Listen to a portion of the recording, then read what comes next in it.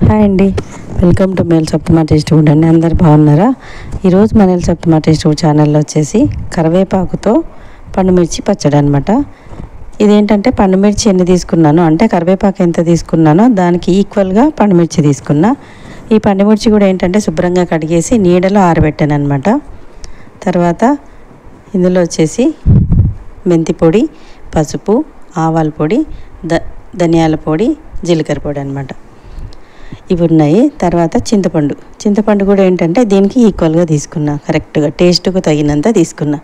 తర్వాత వెల్లుల్లిపాయలు, తర్వాత ఇది పోపు వేసుకోవడానికి ఆయిలు, ఆవాలు, జీలకర్ర, ఎండుమిర్చి, కరివేపాకు. నేనేంటంటే మెయిన్ కరివేపాకు ఎంత తీసుకున్నానో దానికి ఈక్వల్గా తీసుకున్నా. మీరు కూడా ఏంటంటే కరివేపాకుని బట్టి దాన్ని బట్టి తీసుకోండి. ఇప్పుడు ఏంటంటే ఇవన్నీ రెడీగా ఉన్నాయి కాబట్టి దాన్ని చేసుకొని వచ్చేద్దాము. టేస్ట్కి తగినంత సాల్ట్ కూడా వేసుకుందాము. తగినంత ఇంగు కూడా వేసేసుకుందాము పోపు వేసేటప్పుడు. ఇంకోటి ఏంటంటే నేను ఇది వచ్చేసి రోట్లో దంచేసుకుంటున్నాను అనమాట. ఒకవేళ రోల్ అవైలబుల్ లేకపోతే మనం మిక్సీలో కూడా కచ్చాపచ్చగా కోర్స్ లాగా గ్రైండ్ చేసుకోవచ్చు అనమాట. ఇప్పుడు ఏంటంటే రెడీగా ఉన్నాయి కాబట్టి ప్రాసెస్లోకి వెళ్ళిపోదాం. దానికంటే ముందు ఏంటంటే మన ఛానల్ చూసిన వారు లైక్ చేసి సబ్స్క్రైబ్ చేయండి, పక్కన బెల్ ఐకాన్ క్లిక్ చేయండి. ఎందుకు అంటే నేను వీడియో అనేది చేసి అప్లోడ్ చేయగానే మీకు నోటిఫికేషన్ వస్తుందన్నమాట. ఇప్పుడు ప్రాసెస్లోకి వెళ్ళిపోదాం. ఈ దంపుడు పచ్చడి వచ్చేసి చాలా చాలా సూపర్ టేస్ట్గా ఉంటుందన్నమాట. వేడి అన్నంలో కొంచెం నెయ్యి వేసుకున్నాం అనుకోండి, సూపర్గా ఉంటుందన్నమాట. ఎవరు ఇది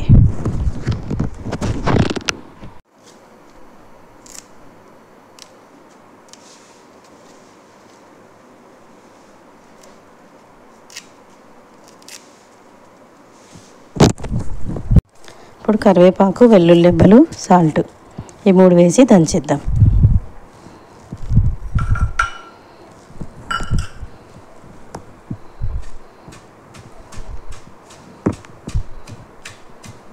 ఇప్పుడు ఇవి దంచుకుంటున్నాం కదా, ఇవి ఏంటంటే ఫైన్ పేస్ట్ కాకుండా కచ్చాపచ్చాగా ఉండాలి. ఈ పండుమిర్చి కూడా కట్ చేసుకొని వేద్దాము, తుంపేసుకొని.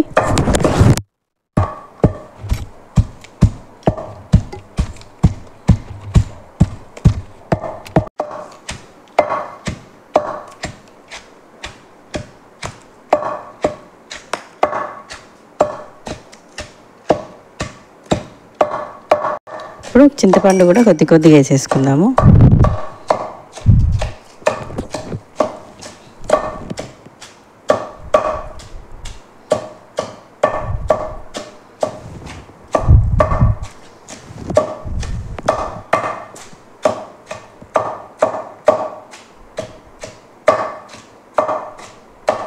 ఇప్పుడు ఇవి కూడా వేసేసి బాగా దంచేద్దాం.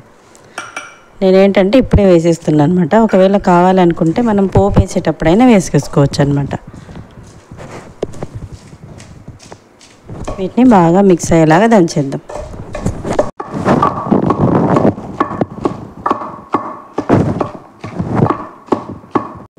చూసారు కదా, బాగా మిక్స్ అయిపోయింది.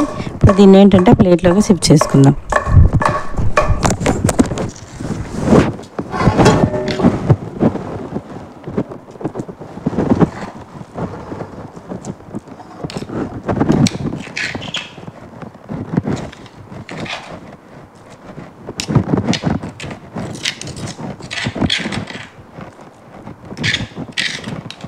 స్టవ్ ఆన్ చేసి కుక్కర్ పెట్టుకుందాం.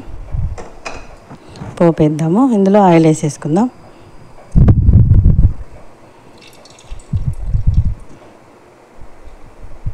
ఇప్పుడు ఏంటంటే ఫస్ట్ ఇంగు అనేది వేసేద్దాం. తర్వాత పోపు దినుసులు ఉన్నాయి కదా, అవి వేసేద్దాం. దీన్ని ఒకసారి కలుపుదాం.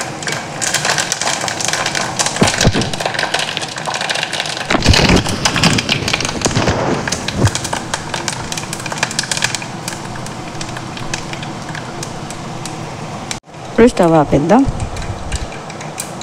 ఇప్పుడు మనం దంచుకున్న పచ్చడి ఉంది కదా, కరివేపాకు, పండుమిర్చిది, అది వేసేద్దాం.